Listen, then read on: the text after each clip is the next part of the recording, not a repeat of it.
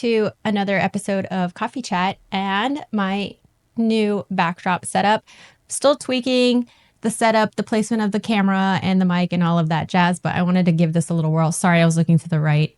The monitor or the video feedback is on my right. So yeah, I'm still getting used to the setup. But today we are talking about beta testing and whether or not you should charge. So my name is Stacey Barnes. I am a customer journey marketing strategist, and I help marketers maximize sales by optimizing the customer experience. Now, in today's episode, we're going to be talking about beta pricing and whether or not you should charge for your beta. Now, I don't have a formal outline. This is kind of going off the cuff, but we'll see where this goes. And hopefully you find this information helpful and hope the content is enjoyable in somehow. But yeah, again, with the Coffee Chat series, these videos are basically unedited and I talk off the cuff. So yeah.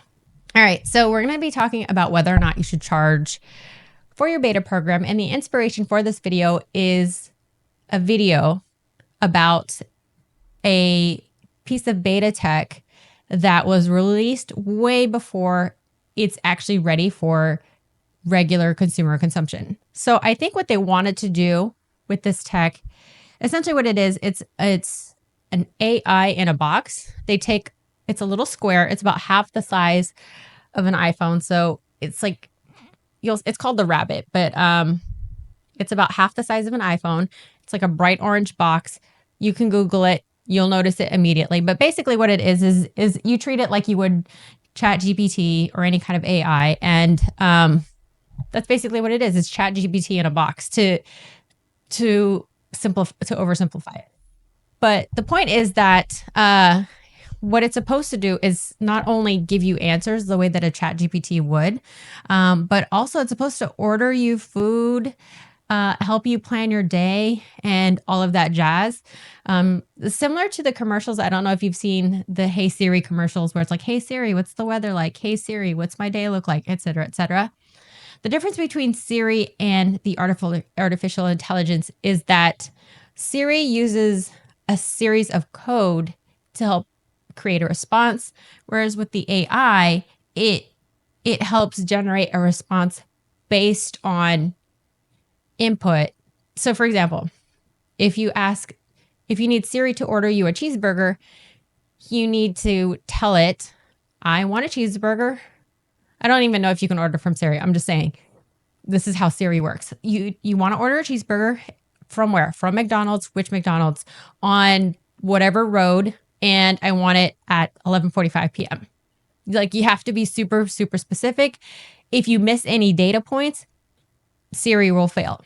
Now, on the other hand, with this Rabbit, supposedly, you're like, hey, I'm hungry. Order me a cheeseburger for lunch. Okay. Now, the AI is supposed to figure out what all of the cheeseburger places are around here. There's a couple of cheeseburgers within like a 5-mile radius. And then it's supposed to choose whichever place arbitrarily.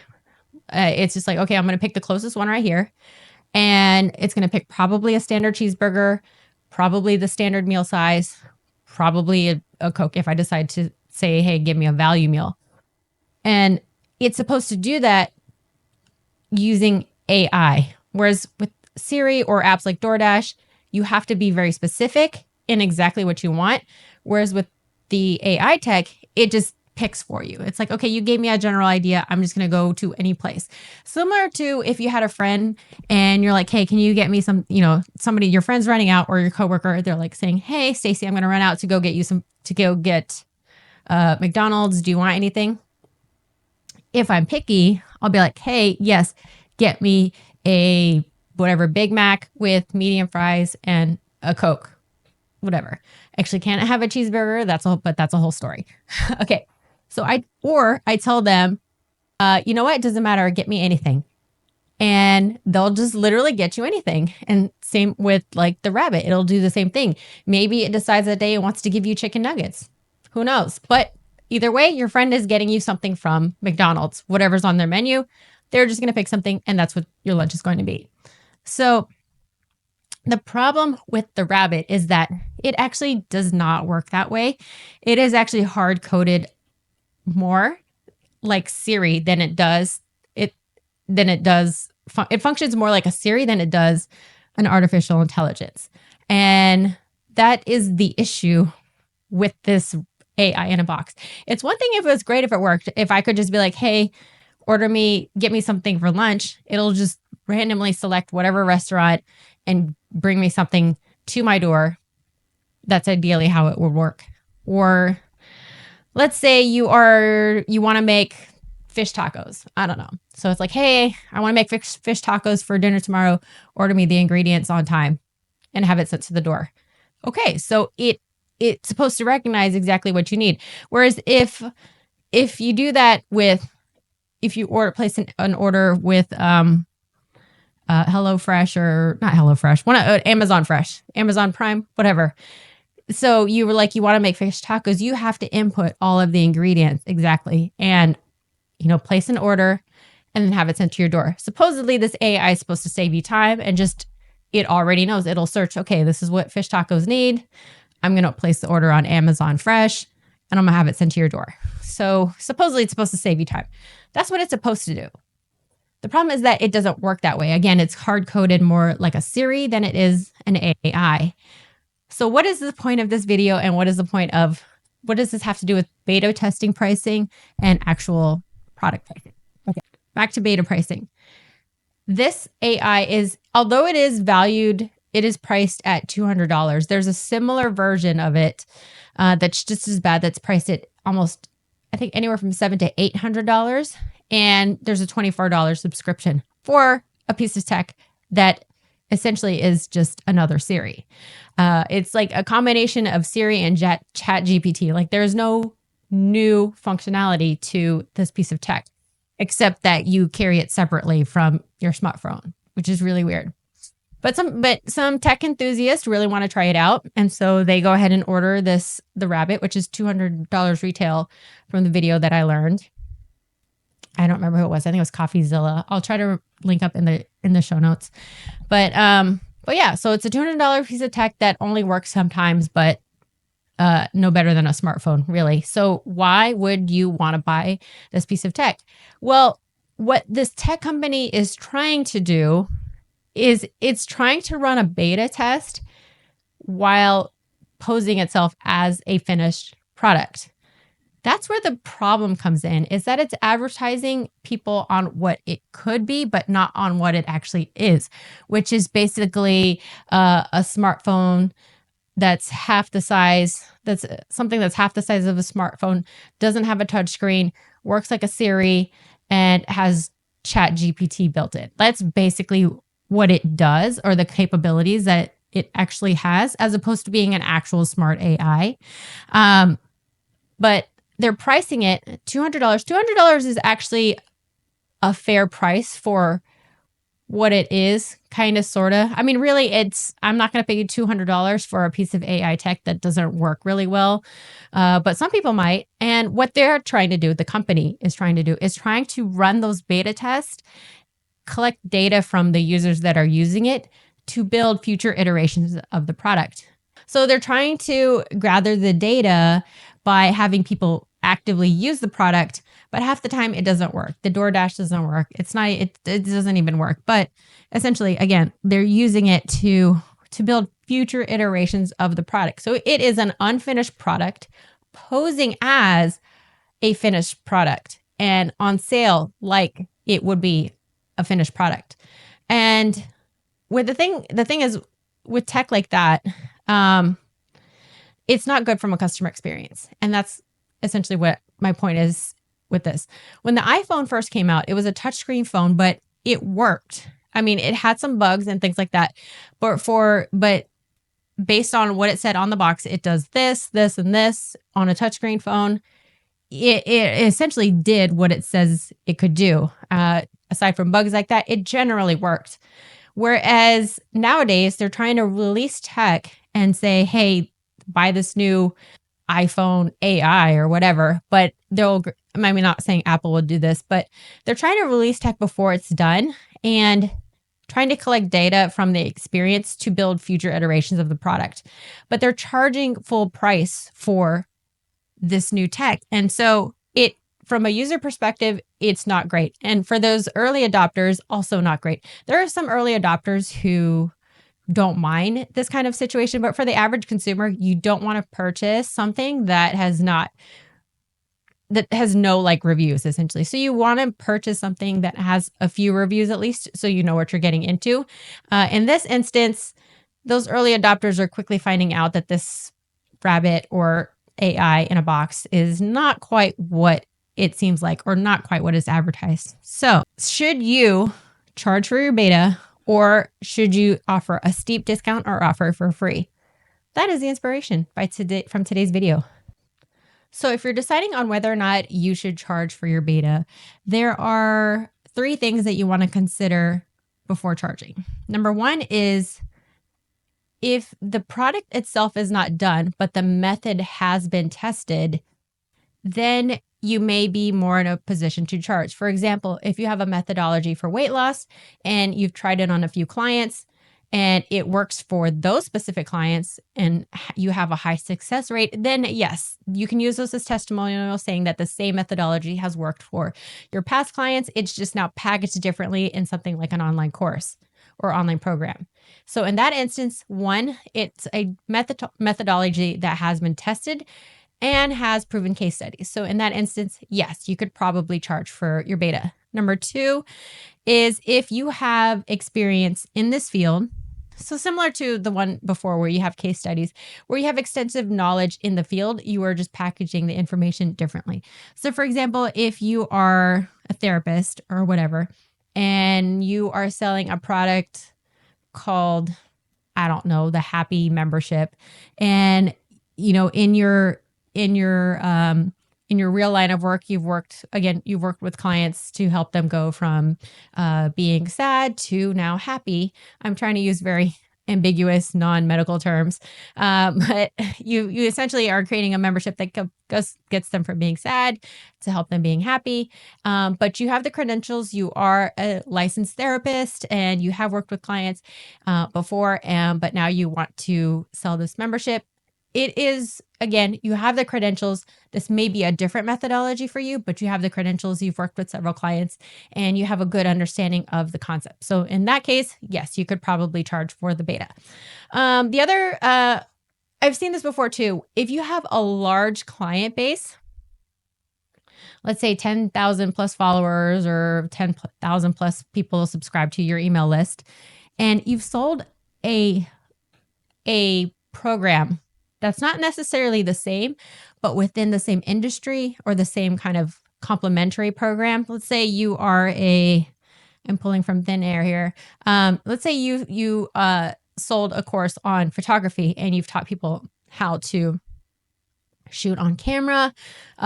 You've sold a lot of these photography courses and things like that. And essentially you're trying to teach them how to become a better photographer by teaching the skills of photography, like whatever, shutter speed, aperture, lens size, whatever. I don't know. You've taught them how to use a camera, and now you're going to teach another program. You're like, hey, I am going to create a new program called Photography for Business, and this is the business aspect of photography, and you're going to show them how to get clients and leads like that. If they've trusted you so far on how to use the camera, and if you have already a successful business, photography business, where you are getting regular clients, it is possible for you to charge for a program that is similar but different. Because they've already trusted you in that instance. People are already following you. They know your photography course works. They've learned a lot from it. And so in that instance, it is possible for you. Not possible. It is okay, I think, in my opinion, for you to charge for that particular beta. Now, if you want to charge for most beta programs, I typically recommend offering some sort of discount for the first few members just to kind of try it out and work out the kinks. And that is if you are charging. Now, in instances, there are several instances where you should offer the beta at either a super, super low cost or offer it for free. And by super, super low cost, that may be for if you have a few followers and it is a program that requires a lot of extensive work. So we're talking from charging not full price, but a very significant price for the original beta. That was the first part. The second one is where you would charge a little bit and not necessarily for free. And that is if you offer a lot of your time into a program. So let's say you have a lot of, let's say they're going to have access to you personally. There's going to be a lot of maybe one-on-one or some video group chats or whatever in a very small setting where you would normally charge, let's say $500 or $100 for a session. Let's say it's a $500 an hour or $125 for, a 15-minute session, whatever. Let's say that's what you're charging already. And you want to offer some kind of membership program where they have similar access to you, but at a deeply reduced discount. And so you can do something like that where you can offer a program where you're charging a fraction of what you would normally charge for a similar type of service. So instead of say getting access to you, like paying $500 for a one-on-one session, maybe they pay $50 for a group session that is not quite it's not quite one-on-one, but they still get that close, intimate kind of interaction with you. They still get your knowledge. It's just in a group setting and for a lot lesser price. So that would be an instance where you would charge significantly less than what you would normally charge. Okay. So now we're going to get into the free beta. When would you decide on not actually charging at all? And this is for most people running a beta. This is when you have a product that you have personal experience with. Let's say you've had success with, let's go with the photography example. You've had success in photographing people. Let's say you even went to school for photography and you take some pretty good pictures. You have a portfolio that shows, your work, but you're still a relative unknown in the space, but you want to show people how to take beautiful pictures, but you've not created a course before. You don't have actual clients that you've worked with. And so it's really, really untested. And so in this instance, I would recommend not charging for this particular beta, especially if you have, so in this case, you would have a relatively smaller audience, maybe a few hundred followers. You've had success for yourself, but not necessarily with other people. And the online world or the format in which you're presenting it is new to you. And in that case, I would recommend not charging for the beta.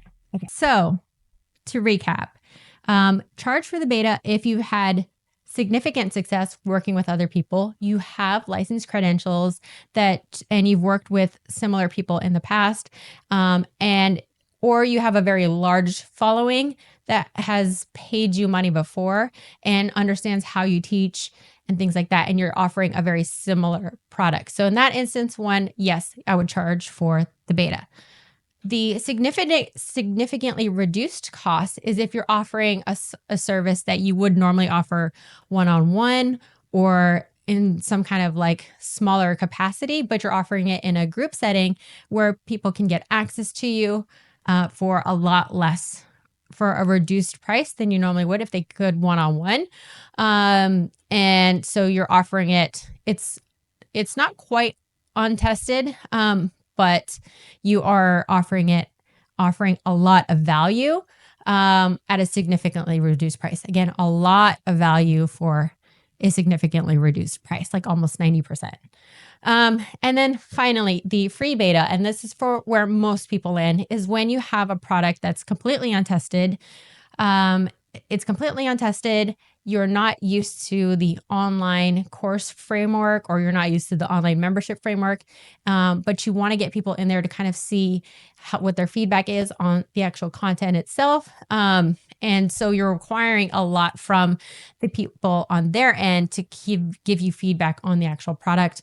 And in that case, I would recommend not charging for the sake of getting feedback to help make your program better. And also, when you don't charge, you also are going to get a lot more testimonials. Let's say somebody in the example of the photography school, you can get actual testimonials for when you do decide to launch a paid program. You'll have people saying, hey, Stacy did a great job teaching me how to use a camera. I can now take beautiful family portraits. Thanks, whatever. So those testimonials will help build your credibility to the point where you can charge confidently. So that's it for today's video. This is all about beta pricing. I hope you guys enjoyed it, and I'll see you on the next one. Take care.